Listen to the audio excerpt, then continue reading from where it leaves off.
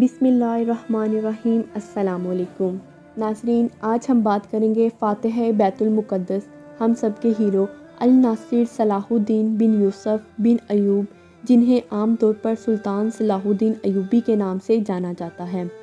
आप अयूबी सल्तनत के बानी थे और न सिर्फ तारीख़ इस्लाम बल्कि तारीख़ आलम के मशहूर तरीन फ़ातिहीनों हुक्मरानों में से एक हैं।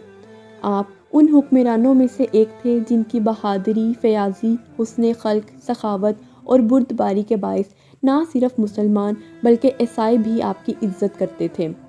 आप 1138 ईस्वी में मौजूदा इराक़ के शहर तकरीत में पैदा हुए, जो सूबा कुर्दिस्तान का एक तारीख़ी इलाका है, और आप नस्लन कुर्द थे। आपका ताल्लुक़ क़िबला रवादियत से था। आपके वालिद नजमुद्दीन अयूबी थे, जिन्होंने अपनी खुदादार सलाहियतों से मुसलमानों के मशहूर हुक्मरान सुल्तान नूरुद्दीन ज़ंगी का कुर्ब हासिल किया था। सलाहुद्दीन अयूबी के बारे में बताया जाता है कि वो बचपन से ही कुरान और सुन्नत की तरफ रग़बत रखते थे और अरबी और कुर्दी ज़ुबानों में कामिल दस्तत हासिल थी। शुरू में सुल्तान नूरुद्दीन ज़ंगी के यहाँ एक फ़ौजी अफसर थे, जबकि मिस्र को फ़तह करने शेर को की क़यादत में, जो कि सुल्तान सलाहुद्दीन अयूबी के चचा भी थे, मिस्र पर हमला किया। लिहाजा मिस्र की फ़तह के बाद 1171 ईस्वी में इन्हें मिस्र का हाकिम मुकर्रर कर दिया गया। इसी अरसे में इन्होंने यमन को भी फ़तह कर लिया।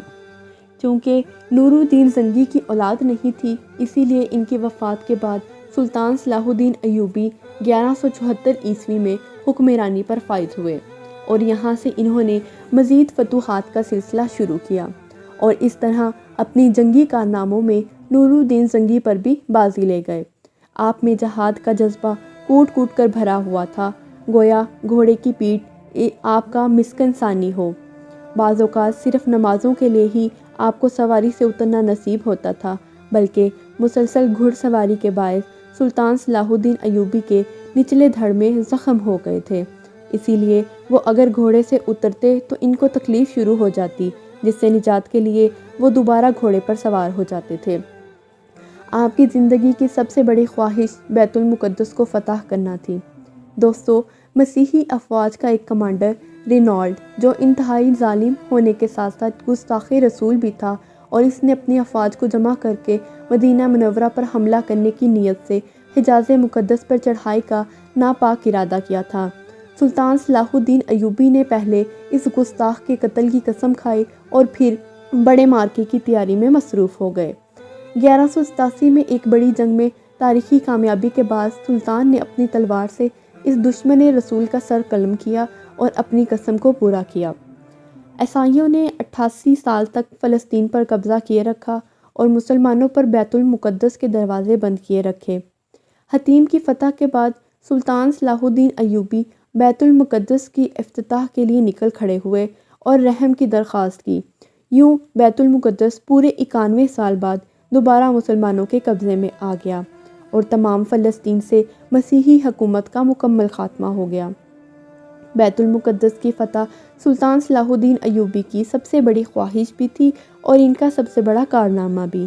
इन्होंने मस्जिद अक़सा में दाखिल होकर नूरुद्दीन ज़ंगी का तैयार करदा मिंबर अपने हाथ से मस्जिद में रखा। इस तरह नूरुद्दीन ज़ंगी की ख्वाहिश सुल्तान के हाथों पूरी हुई। सुल्तान सलाहुद्दीन अयूबी ने बैतुल मुक़द्दस में दाखिल होकर वो मज़ालिम नहीं किए जो इस शहर में ईसाई फ़ौज ने किए थे। वो एक मिसाली फ़ातिहा की हैसियत से बैतुल मुक़द्दस में दाखिल हुए और फ़िदिया लेकर हर ईसाई को अमान दे दी।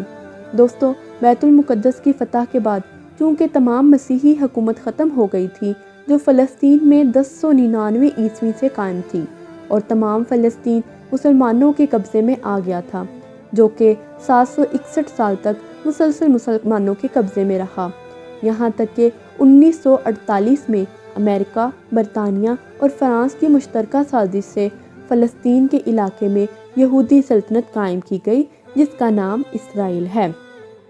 دوستو، ایسا معلوم ہوتا ہے کہ آج بھی فلسطین کو سلطان صلاح الدین ایوبی کی ضرورت ہے۔